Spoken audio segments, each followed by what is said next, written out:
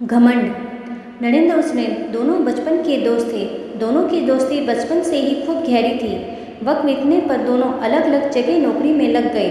दोनों की शादी हो चुकी थी और उन दोनों की पत्नियां भी आपस में दोस्त बन गई थी। हालांकि दोनों की पत्नियों के स्वभाव में जमीन आसमान का फर्क था। नरेंद्र की पत्नी सुमेधा अपने नाम के अनुसार ही गुणवान थी। सारे घर का काम खुद करना और साधारण ही सही पर सलीके से रहना उसे पसंद था। सुमेधा कुछ रुपए भविष्य का सोचकर बैंक में हर महीने जमा करती थी। सुमेधा को सिलाई का बहुत शौक था। घर के काम करने के बाद वो मोहल्ले वालों के कपड़े भी सिलती थी। धीरे धीरे सिलाई पर उसका हाथ जमता जा रहा था और मोहल्ले की लगभग सभी औरतें उसी के पास सिलाई के कपड़े लेकर आने लगी थी। बच्चों को भी वो खुद ही पढ़ाती थी। समय मिलने पर नरेंद्र भी पत्नी का हाथ बटाते। कुल मिलाकर दोनों अपनी गृहस्थी मिलजुल कर कम रुपयों में बहुत अच्छी तरह से चला रहे थे। घर आने वाले मेहमानों की भी उचित आवभगत करती थी सुमेधा। उधर सुरेंद्र की पत्नी कामिनी थोड़ी चंचल स्वभाव की थी और अमीर घर से थी, तो उसके दिखावे का ज़्यादा चस्का लगा रहा था। घर के कामकाज के लिए भी उसने नौकर चाकर रख रखे थे। उसने बचत करना भी नहीं सीखा था। जो भी रुपया घर में आता सब उड़ा देती। क्रेडिट कार्ड भी ले रखा था। वो हमेशा सुमेधा की सादगी पर रहने पर मजाक बनाती रहती। वो सुमेधा को भी क्रेडिट कार्ड के फायदे बताती, पर सुमेधा हमेशा मना कर देती।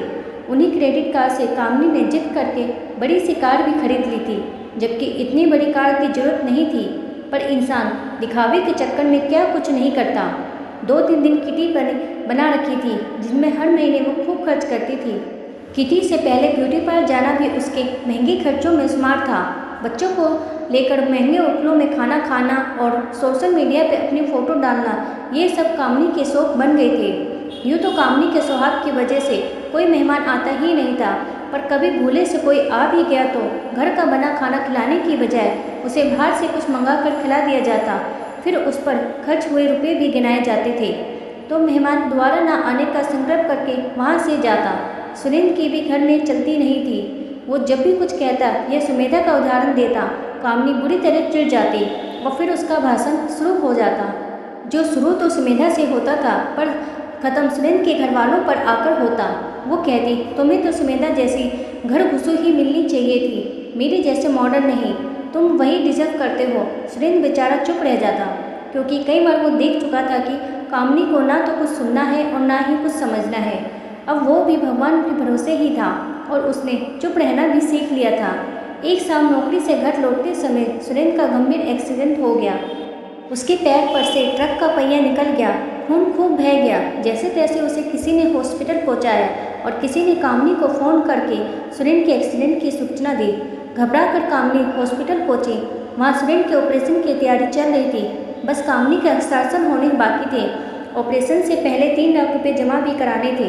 इतने रुपये कामिनी के पास तो थे नहीं। उसने उसके मायके फ़ोन किया। माँ बाप तो अब थे नहीं, भाई भाभी थे, तो उनके अपने खर्चे भी थे, और अगर देने की नीयत ना हो तो सो बहाने। भाई ने ये कहकर पल्ला झाड़ लिया कि दीदी, अभी तो आपके भतीजे की कॉलेज की फीस दी है, तो हमारा भी हाथ तंग है। हफ्ते 10 दिन में मैं आपके लिए कुछ ना कुछ जरूर कर दूंगा। ये सुनती उसकी रुलाई फूट पड़े। अब कामिनी ने अपनी तीनों किटी की सब सहेलियों को बारी बारी से फ़ोन लगाया, जो हमेशा कहती थी कि हम सब एक परिवार ही तो हैं। उनमें से कुछ न कुछ बहाना बनाकर कईयों ने तो टाल दिया।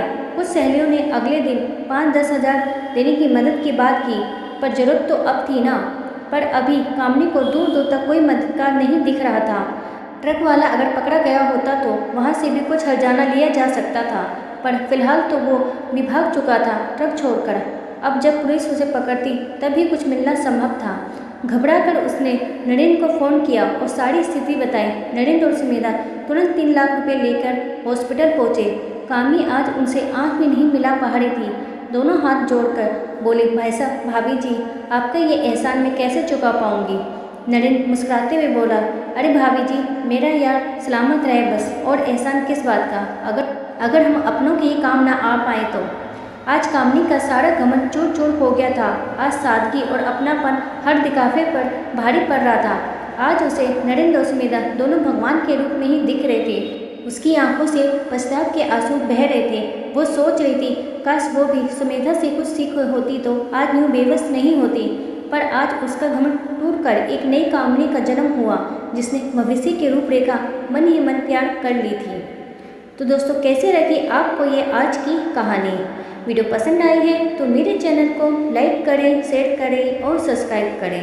वीडियो देखने के लिए आपका धन्यवाद।